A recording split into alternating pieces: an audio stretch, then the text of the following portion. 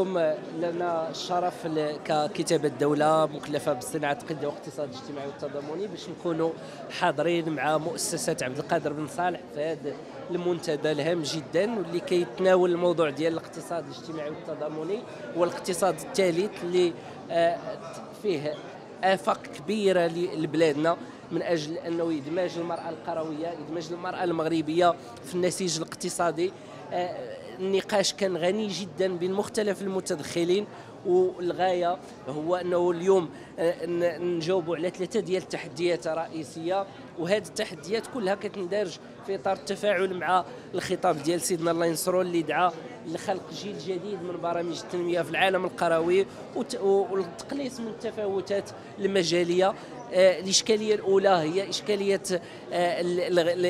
الغطاء القانوني والإطار القانوني المؤسساتي واللي هو القانون الإطار اللي اليوم يعني طال الانتظار ديالو، اللي الفاعلين بغاو أنه يخرجوا اليوم إن شاء الله واجدوا غادي يتحط في المسطرة ديال التشريع. السؤال والإشكالية الثانية هي الإشكالية ديال التمويل، واليوم الفاعلين سواء القطاع العام والقطاع الخاص يعني كيقوموا بجهود جبارة تحتاج لتكون واحد الالتقائية باش هاد التمويلات يمشيو للناس اللي كيستحقوا.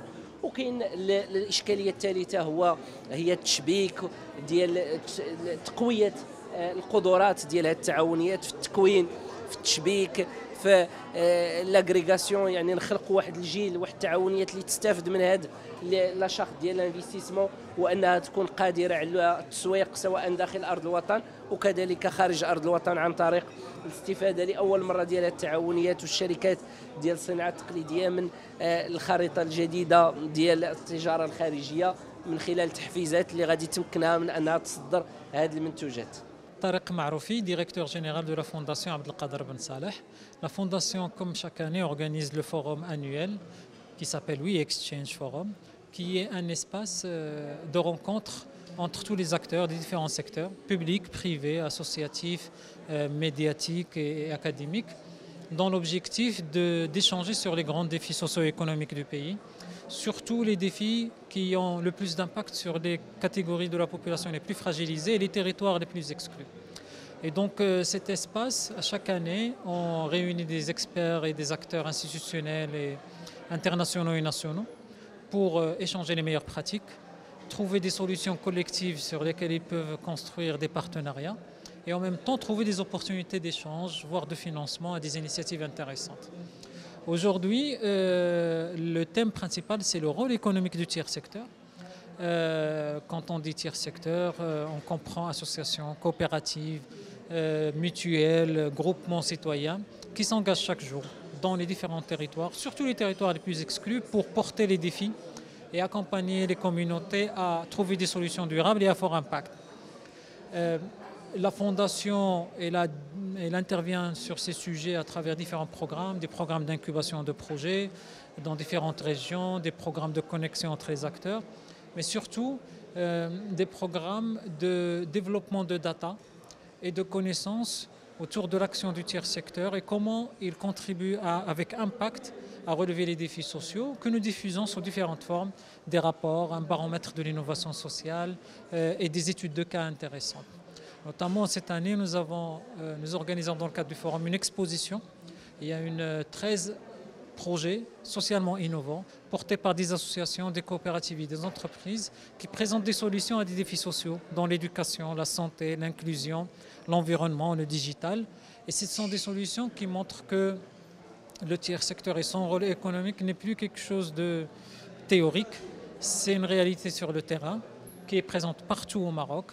Sauf qu'il n'y a pas assez de projecteurs qui sont dirigés vers ces solutions pour les ériger comme solutions possibles, comme inspiration à d'autres, notamment les jeunes qui voudraient s'engager, mais surtout aux décideurs, dans le public ou le privé, qui décident des politiques, qui décident sur les budgets à octroyer aux projets innovants pour leur dire voilà des solutions qui créent de l'impact et c'est ce genre de solutions pour lesquelles on doit tous s'engager avec tous les moyens possibles pour les aider à faire encore mieux et encore plus au profit bien sûr du territoire et le développement de nos communautés.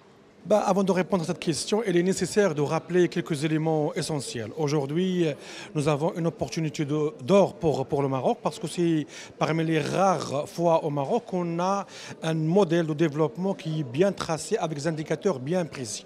Aujourd'hui, on aimerait bien doubler notre PIB de 130 milliards de dollars en 2021 pour atteindre 260 milliards de dollars d'ici 2035. Et pour arriver à cet objectif-là, il faut que le public, le privé, et aussi le tiers secteur joue son rôle pleinement. Donc aujourd'hui, nous avons un grand problème par rapport aux disparités régionales. Il y a un indicateur par rapport au NMD pour diminuer les disparités régionales de 45% à 30% par rapport à l'indicateur de Gini reconnu au niveau international.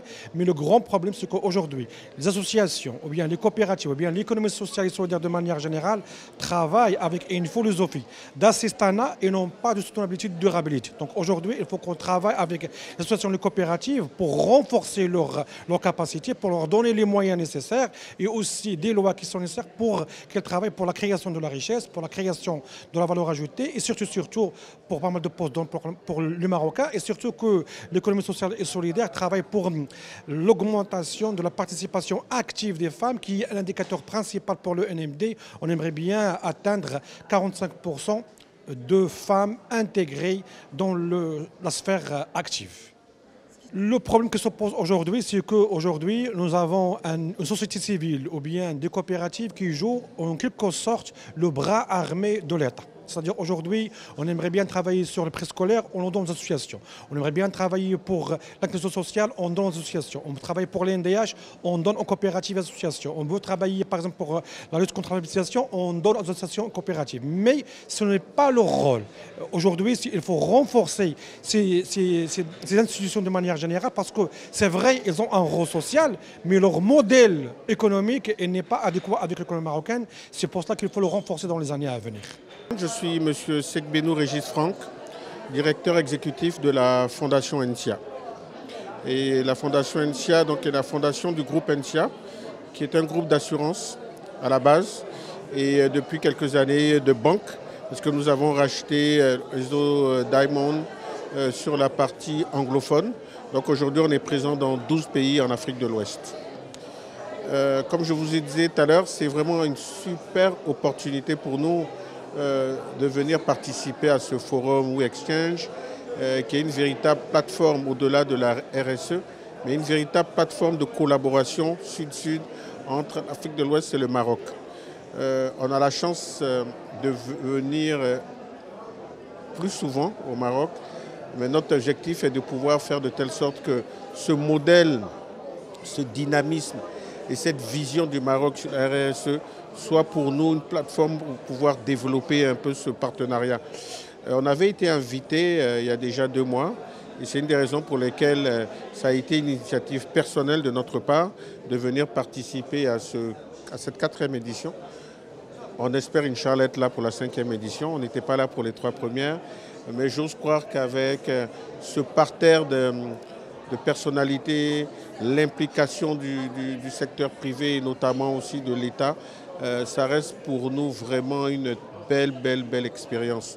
Et je reste convaincu que, comme l'a si bien dit Sa Majesté, il serait très important qu'aujourd'hui ce partenariat sud-sud puisse exister et on essaiera d'être ce petit vecteur qui va permettre aujourd'hui à l'Afrique de l'Ouest d'être un peu plus présente ici au Maroc, qui est une super terre d'accueil et on se sent bien au Maroc. Écoutez, aujourd'hui de la RSE en Côte d'Ivoire, c'est vrai que de plus en plus les entreprises privées ont développé aujourd'hui cette activité entre guillemets. On est plusieurs entreprises privées en Côte d'Ivoire qui avons donc des fondations, mais au sein du groupe ENSIA, c'est vraiment une voix qui tient à cœur au président du groupe, le président Jean Kakou Diagou, qui sera d'ailleurs présent dans 1 semaine ou 2 ici pour le forum AFIS, donc il vient avec une forte délégation. Et le président nous a toujours dit que dans la vie, la chose la plus importante, c'est pouvoir, comme disent les Anglais, il faut pouvoir give back. Donc il faut pouvoir un peu redonner.